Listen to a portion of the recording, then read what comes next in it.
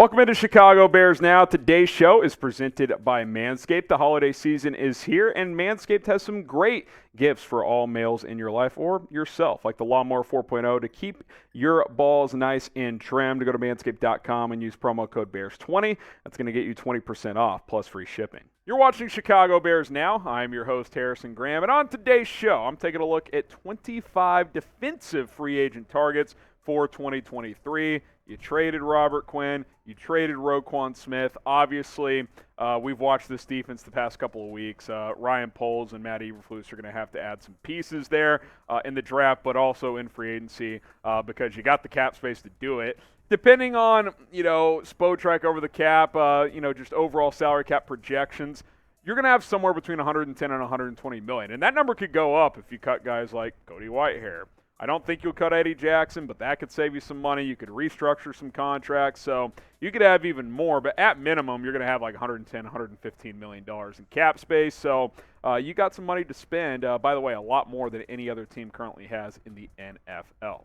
All right, let's take a look at some defensive free agent targets. We'll go by position here, a few different positions I want to focus on. Defensive tackle, obviously you got to get better there. Justin Jones is a nice piece, but you need a lot more. Daron Payne for the Washington Commanders. Young, physical, can stop the run, can rush the passer. We saw him against the Commanders. He had a huge impact on that game. That front is just nasty. Now, he's a prime franchise tag candidate in the NFL, so we'll see if Washington does that. But if he gets freed up, this is a guy I'd throw money at. I mean, I'd throw 17, 18, 19, $20 million per year for him. I think he's that good, and you could have him for the next 4 or 5 years. Javon Hargrave in a similar light. He's a fantastic player as well. Now, there is a bit of a difference here that we will focus on in a sec, but you look at the stat comparison here. They're similar on sacks. Payne has a little bit more production in the tackles department and TFLs and QB hits. Sacks is pretty even, but Payne is better in most other areas, at least statistically this year. And he's got this going for him. He's 4 years younger. He'll be 26 next year. Hargrave will be 30. Now, 30 is not old. I would still sign a 30-year-old player to a 3 or 4 year deal. I probably wouldn't give him 5, though. Payne, though, I would give 5. I mean, you give him a 5-year deal with, 3 years guaranteed, basically. Maybe it's 5 years at $95 million with $70 million guaranteed, something like that. And you've got a really good defensive tackle for the next half decade. So I like these two players quite a bit. They're both having great seasons, and I think they would help fill a major void. Like, you put one of these guys next to Justin Jones, then you feel better about that defensive tackle combo. But when Justin Jones is having to be your best DT, that's not ideal. Pick a defensive tackle. Type DP for Daron Payne. Type JH for Javon Hargrave. Let me know who you would rather have on this Bears defense coming up this offseason. All right, how about going back to a familiar name, Larry Ogunjobi? This was kind of the first splash move Ryan Poles tried to make last year, initially agreeing to terms, 3 years, $42 million, I believe it was, $14 a year for Larry Ogunjobi. We were surprised when it happened, and then obviously it fell through because Ogunjobi failed a physical. He ended up signing like a 1 year, $6 million deal with Pittsburgh, and quite frankly, the Bears may have dodged a bullet. He only has half a sack this year. He's been okay. I still like him as a player. I don't think he's going to get the type of money the Bears offered him last year, but if they still like the player, maybe you sign him to a 1 or 2 year deal, and he can help your defensive tackle unit. Taven Bryan, who's having a pretty solid year for Cleveland. These last 2 defensive tackles we'll look at. Not bargain bin hunting, but should be a cheaper, maybe more like Justin Jones type of players, kind of that second, third tier market at defensive tackle. Taven Bryan fits that belt. Derek Nottie, who Ryan Poles is familiar with from his time in Kansas City. Pretty good run stopper. Isn't going to give you much in the pass rushing game, but if you keep Jones at the 3 tech, Nottie can play that 1 tech, and it's not great, but it's better than what you currently have with guys like Angelo Blackson.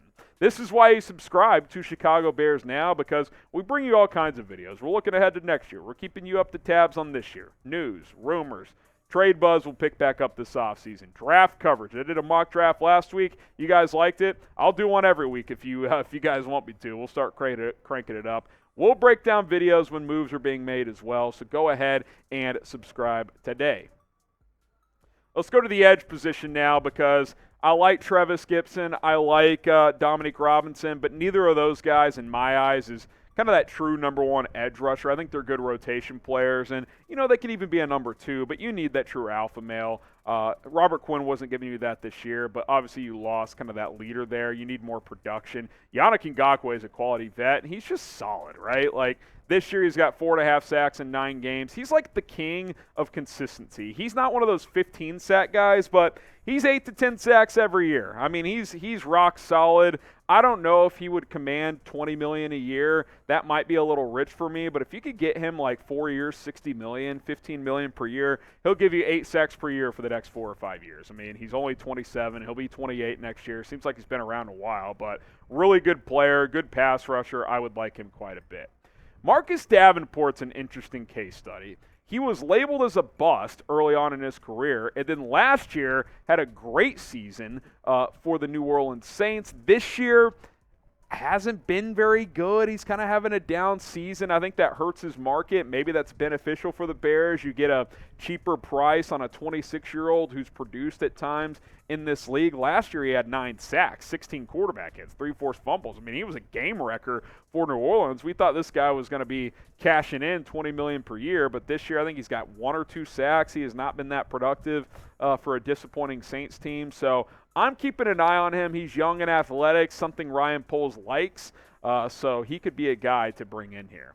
How about Jadeveon Clowney, who, listen, say what you want, he's bounced around. He's never lived up to the number 1 overall pick status, but he's a good player still. He stops the run exceptionally well. He's a good pass rusher, gets a lot of pressures, doesn't always rack up huge sack numbers, but had 9 last year. He's got a couple this year. He's missed some time with injury, but he's still young enough, and he's still pretty damn good as well. Manscaped sponsoring today's show. The holidays are just around the corner, and it's never too early to get some Christmas shopping done. And the Lawnmower 4.0, great gift for any adult male in your Christmas shopping list, if you will. Dad, brother, uncle, son, if he's old enough. You got to start shaving downstairs. Let's be honest. If you let it go, it ends up like the Amazon rainforest. No one wants that.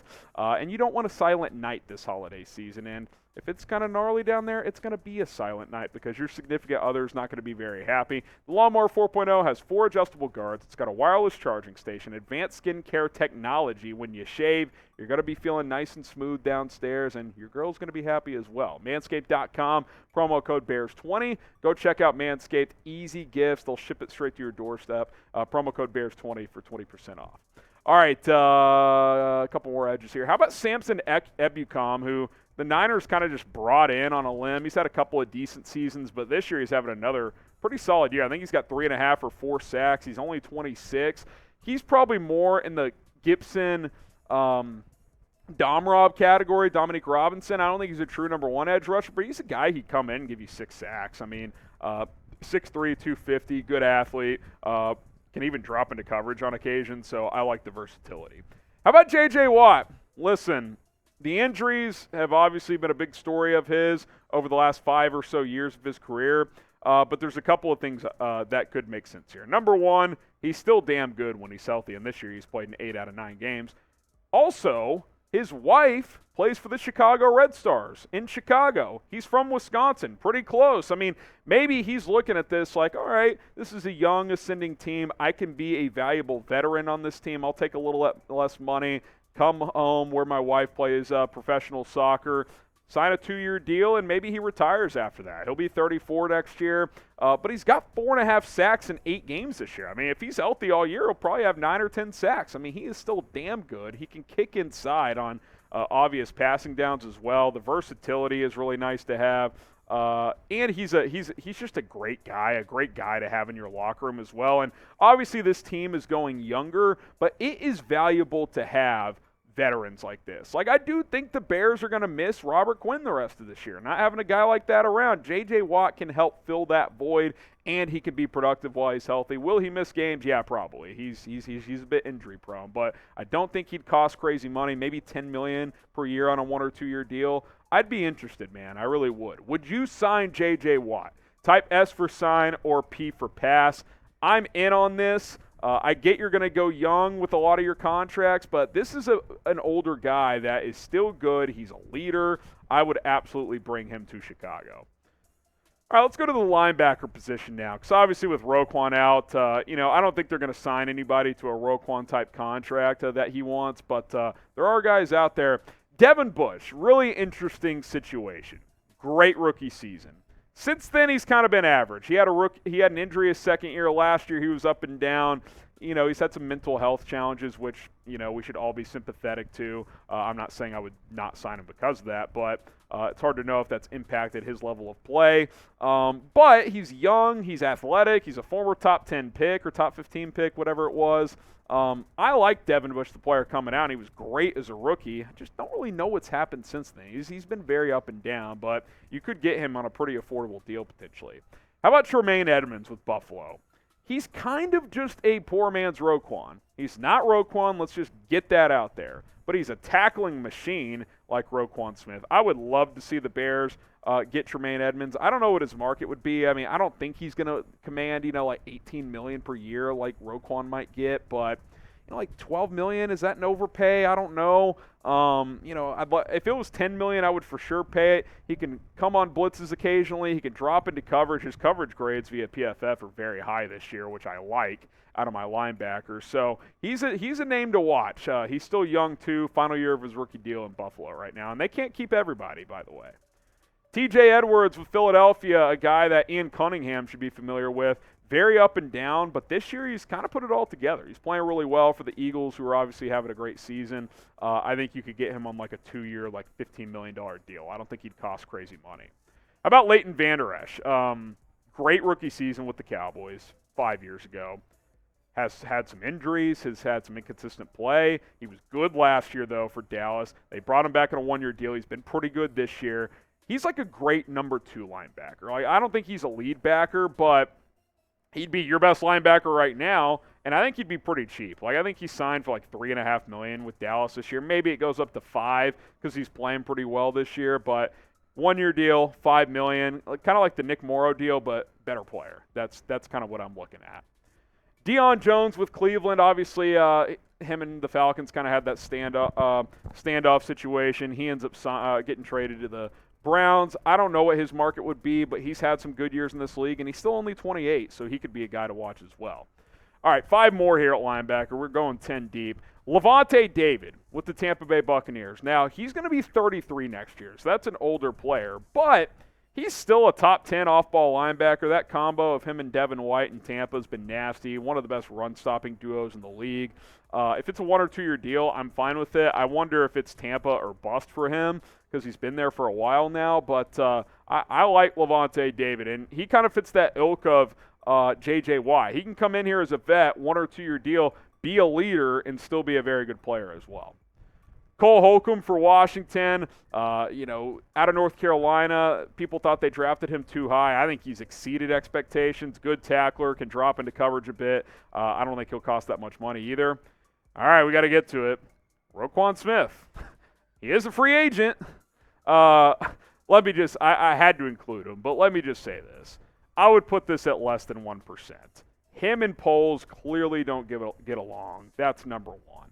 This is very unlikely. But here's a couple scenarios where it could happen. Number one, if he doesn't get an offer that the Ravens like and Lamar Jackson doesn't get a new deal either, the Ravens have to tag Lamar Jackson. They have to. They cannot tag Roquan over Lamar. So that's number one.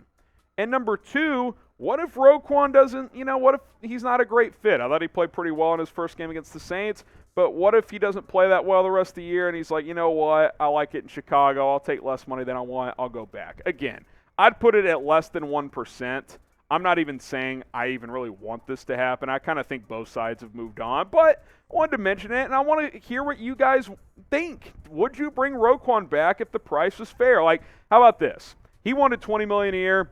What if you got him at like 16, 15, 16 a year? 4 years, $65 million, just over 16 a year. Would you do that? Type Y for yes, type in for no. Again, the Ravens, I don't think they would even entertain letting him walk after trading a second and a fifth for him, but weird things have happened. You never know. Y for yes and for no.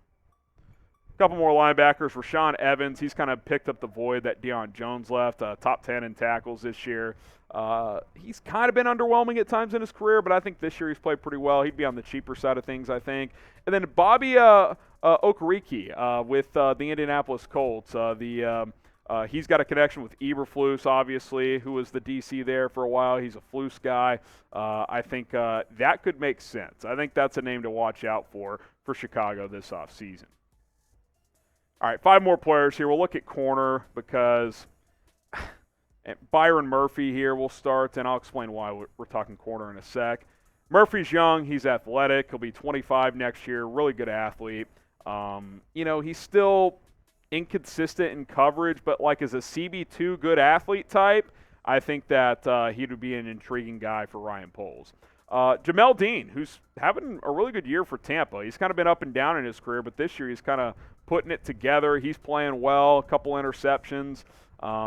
He's got 5 pass breakups as well. He's a good tackler at the quarterback position. I like what he's done in Todd Bowles' defense. He could be a guy to monitor as well.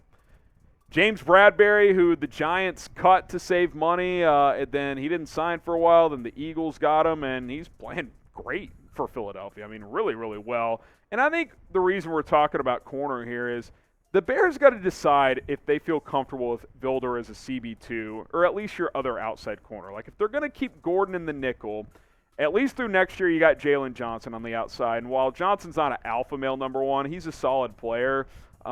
Is Vilder good enough to just run that back next year? I like some things that he's done this year. He's certainly improved compared to where he was his first 2 years in the league. Do you feel good with him going into next year? I think that's something the Bears have to decide this offseason. Marcus Peters, I'd be surprised. He'll be 30 next year. He's had some injuries at times. He's had some attitude concerns. For those reasons, signing him would surprise me. But he is a good player. I think he leads the NFL in interceptions since he's entered the league. I think that stat is correct. He creates turnovers, which Flus values quite a bit. So he could be a veteran to bring in here potentially. Anthony Brown with Dallas, who's not having a great year this year, but he's kind of a prototypical CB2. He's not a 1, but he's a solid 2. He was great last year for Dallas. Not as good this year, but I think I'd be comfortable giving him like $5-6 million per year on a contract and to come in and play CB2 opposite of Jalen Johnson. All right, there you go. Oh, voice crack. 4 positions I looked at, 25 players in total. What do you think the biggest defensive need is position-wise? Is it defensive tackle? Is it edge, defensive end, edge rusher? Is it linebacker, off-ball linebacker? Or is it corner? Let me know what you guys think down in the comments section.